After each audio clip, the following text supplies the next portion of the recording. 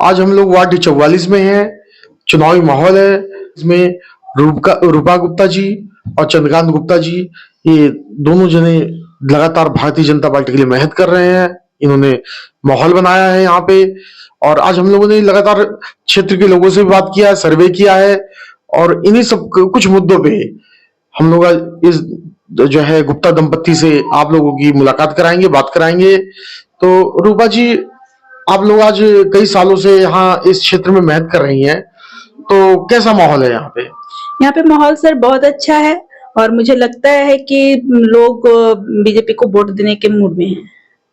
अच्छा, माहौल तो अच्छा है यहाँ पे और लोग बीजेपी को वोट देने के मूड में भी है, लेकिन पिछली बार जो है लगातार बीजेपी यहाँ से हार रही है, तो वो किस वजह से हार रही है? वोट क्या है कि बट जाते हैं यहाँ पर और अदर पार्टी के वोट में एकजुटता नजर आती है। तो हमने ये माहौल बनाने की कोशिश की है कि लोग इस बात को समझें और एकजुट होकर, एक मत होकर के एक पार्टी को वोट दें।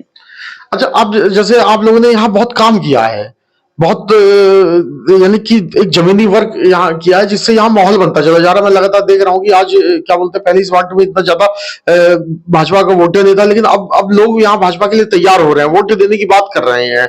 तो इस माहौल बनाने के लिए आप लोगों को क्या क्या मेहनत करनी पड़ी? मैं सीधा गुप्ता जी से आपसे ही पूछूंगा। मैं तो क्या आपको करना पड़ा? नहीं भाई साहब, सबसे पहले तो यहाँ पे लोगों को इस बात की को समझाना पड़ा मुझे कि आज के देश में हमारा जो विधायक हैं, हमारे मुख्यमंत्री हैं, हमारे मेयर हैं, हमारे प्राइम मिनिस्टर, सब भारतीय जनता पार्टी से ही बिलोंग करते हैं।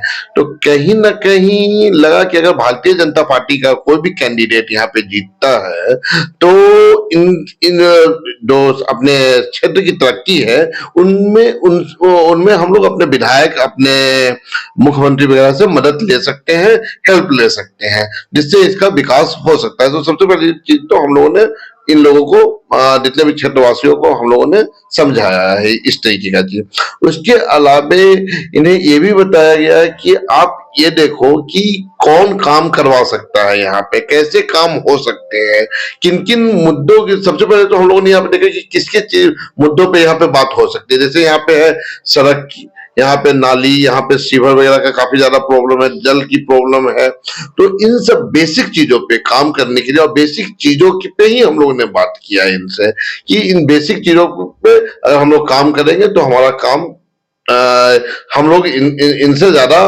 अटैच हो पाएंगे, इनसे ज्यादा हम लोग का जुड़ाव हो पाएगा। तो सबसे पहले तो मेरा देखिए, कोई भी काम मैं कर रहा हूं तो एक ही चीज कि पब्लिक से, जनता से जुड़ूं मैं। जितना ज्यादा जनता से जुड़ेंगे उतना ही ज्यादा हम इनके नजदीक जा पाएंगे और उतना ही अच्छा हम लोग इनके लिए काम भी कर पाएंगे। अच्छा, जैसे गुप्ता जी यहाँ मेहनत कर रहे हैं आप, और आपका पूरा साथ ये दे रही हैं, जितना मेहनत आप कर रहे हैं उतना ही मेहनत ये कर रही हैं। तो मैं मैडम आपसे एक सवाल ये पूछना चाहता हूँ, तो किचन की व्यवस्था आप लोग कैसे संभालती हैं आप?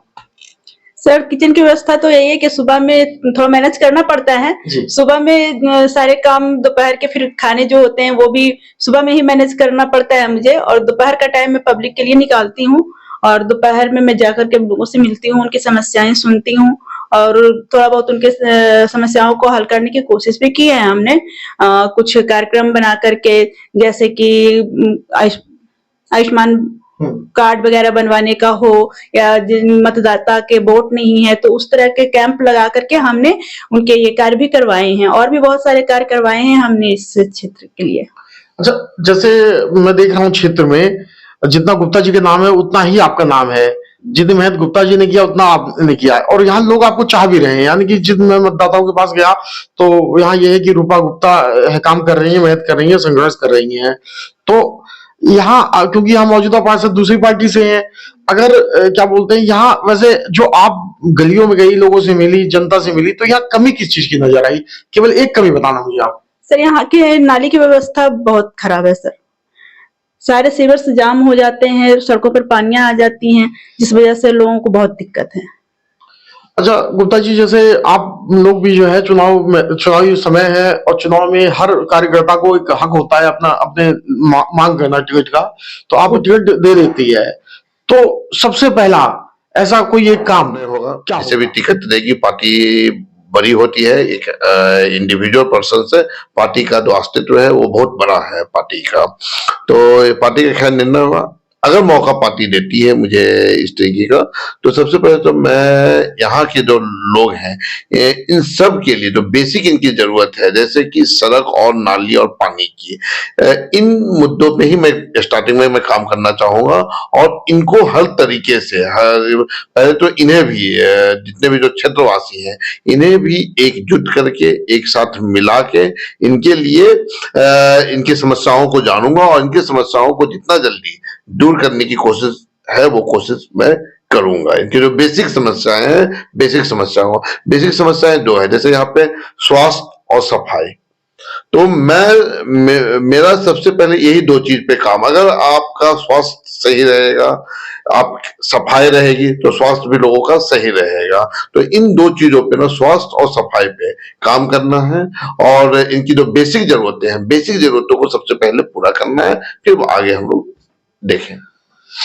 अच्छा, जैसे आप महिला हैं, तो महिलाओं में आपका क्या रिस्पांस मिल रहा है? सर महिलाओं में भी बहुत अच्छा रिस्पांस है, और महिला होने के नाते मुझे लगता है कि महिलाओं की समस्याओं को जानने में मुझे आसानी होती है। वो मतलब महिलाओं से महिलाएं जो हैं सो जल्दी घुल मिल जाती हैं और अपनी समस्याएं खुलकर बता सकती हैं। अच्छा गुप्ता जी, मैं बस लास्ट एक सवाल पूछूंगा, बस आखिरी पे हम लोग हैं अपने उस पे, कि आप लोग पूर्वांचल से हैं, बिहार से हैं, तो मैं बिहार के लोगों के पास गया, वो लोग भी आप लोगों को स्नेह दे रहे हैं, प्यार दे रहे हैं, लेकिन मैंने एक ताज्जुब वाली ये बात है कि यहाँ का जो स्थानीय वर्ग है वो लोग भी आपको उतना चाह रहा है। तो ऐसा आप लोगों ने ऐसा कौन सा जादू कर रखा है कि ये यहाँ की सारी जनता, इवन यहाँ का अल्पसंख्यक तबका भी, वो कहीं ना कहीं वो ये देख रहा है, वो कह भी रहा है कि बहुत हो चुका, अब हमें कुछ ऐसे लोग चाहिए जो इस क्षेत्र का विकास कर सके, क्योंकि ये नदी के पार का, ट्रांस इंडियन के पार का ये पहला क्षेत्र, पहले कॉलोनी है, और ये कॉलोनी बुरी हालत में चल रही है, तो वो लोग भी विकास चाह रहे हैं, तो विकास में कहीं ना कहीं वो आपको देख रहे हैं।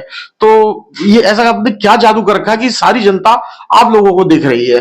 मैंने ऐसा कोई जादू वगैरह तो कुछ नहीं कर रखा है, बस इनके लिए अच्छा सोचता हूँ कि इस बेसिकली इस बात 44 को मैंने एक प्रोजेक्ट की तरह लिया है, कि जैसे इस प्रोजेक्ट, हाँ एक प्रोजेक्ट है, एक परिवार की तरह मैंने लिया है।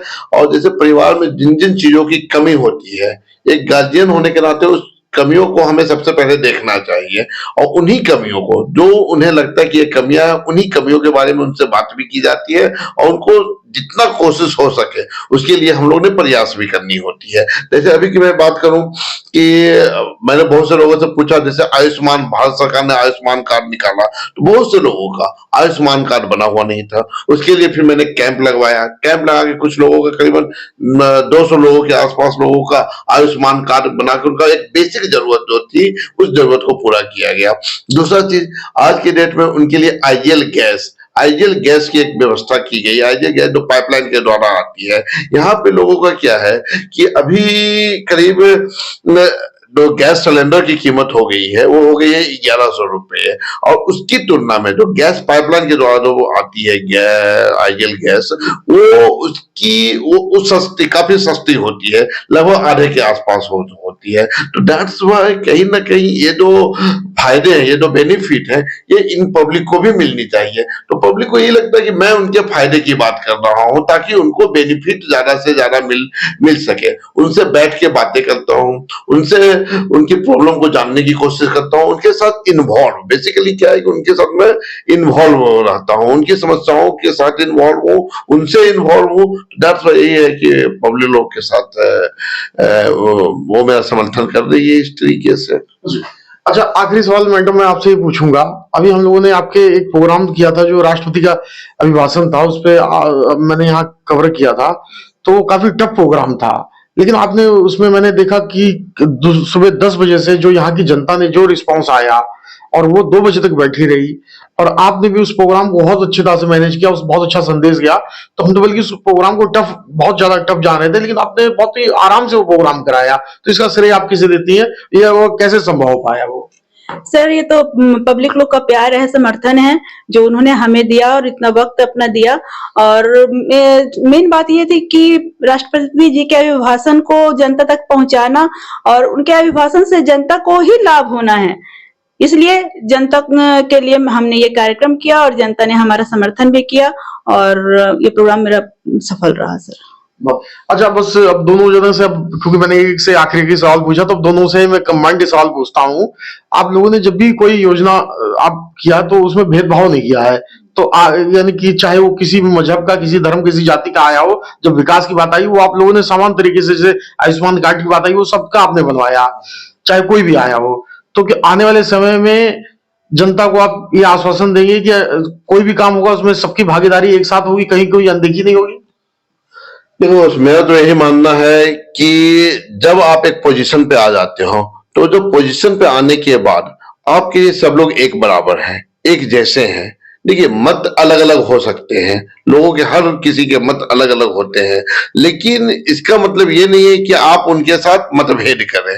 आप उनके साथ मतभेद न करें। हम जाति, धर्म, इन सब से ऊपर उठ के, अगर मैं वास्तव में यहाँ पे काम करना चाहता हूं तो मुझे इन सब से ऊपर उठ के इनके लिए सोचना पड़ेगा। और अगर ऐसी मेरी सोच होगी तभी मुझे प्रभु शक्ति देंगे, भगवान ईश्वर हमें शक्ति देंगे कि मैं इन लोगों के लिए जो भी करना चाहता हूँ, जो भी अच्छी चीजें मैं इनके लिए चाह रहा हूँ, वो चीज मैं पूरा कर पाऊंगा। अगर मन में किसी के लिए भी मतभेद रखूंगा तो इनके लिए जो मैंने सोचा है वो उसकी शक्ति मुझे नहीं मिल पाएगी कि मैं इनके लिए काम कर पाऊं। तो कहीं ना कहीं मतभेद किसी से नहीं रखना है, काम सबके लिए करना है, जाति धर्म से ऊपर उठ के काम करना है। तो महिलाएं भावुक होती है, तो मैं यही सवाल जो मैंने पूछा कि आपके लिए सब बराबर होंगे? जब में कोई भेदभाव नहीं होता सर।